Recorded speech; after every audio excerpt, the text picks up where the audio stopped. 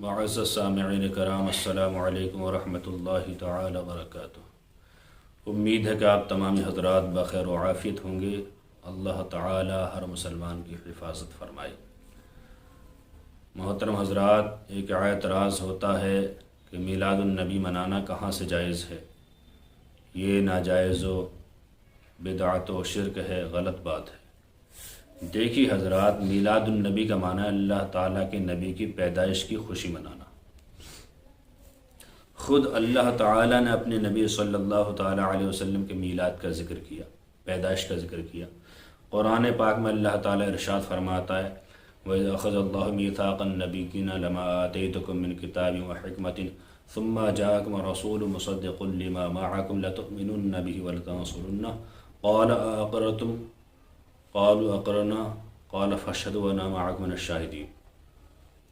اس آیت کریمہ میں اللہ تعالیٰ نے تمام انبیاء کرام کی روحوں کو جمع فرمایا، شان نزول اس کا یہ ہے، اور سب سے آقا علیہ السلام کے بارے میں وعدہ لیا کہ میرا نبی آخری نبی، میرا حبیب جب دنیا میں آئے گا تو تم سب اس کی تصدیق کرنا، سب اس کی بات کو ماننا، سب اس کا اقرار کرنا اور اس کے آنے کی خوشیاں دیتے رہنا۔ الغرض تمام انبیاء کرام نے اقرار کیا۔ خود اللہ تعالیٰ نے کہا کہ تم اقرار کرو، گواہی دو، اور میں بھی تمہارے ساتھ گواہ ہوں۔ دیکھیے، اللہ نے فرمایا تمہارے پاس آئے گا، تو ظاہر سی بات ہے پیدا ہو کر آئے گا۔ پیدائش کا ذکر آیا تو گویا اللہ تعالیٰ نے نبیوں کے سامنے اپنے نبی، آخری نبی، پیارے نبی کی ولادت کا ذکر فرمایا۔ صرف 2 جلسے عالم ارواح میں ہوئے، ایک جلسہ اور ہوا، اس میں اللہ تعالیٰ نے ساری روحوں کو جمع فرمایا، چاہے وہ مسلم ہو، کافر ہو یا غیر مسلم، سب کی روحوں کو جمع فرمایا۔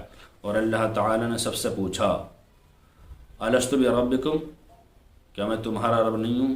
قالوا بلا، سب نے کہا کیوں نہیں، تو ہمارا رب ہے۔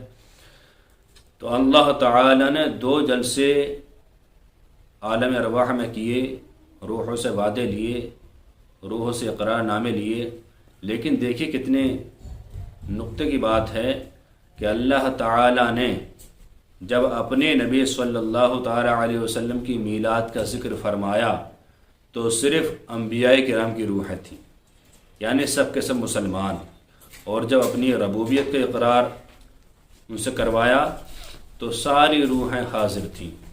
پتہ چلا کہ اللہ تعالیٰ کے نبی کی میلاد کا ذکر کرنا اور سننا یہ ایمان والوں کی سنت ہے۔ اللہ تعالیٰ سے دعا ہے کہ اللہ تعالیٰ ہمیں صحیح راستے پر چلتے رہنے کی توفیق عطا فرمائے۔ آمین۔ السلام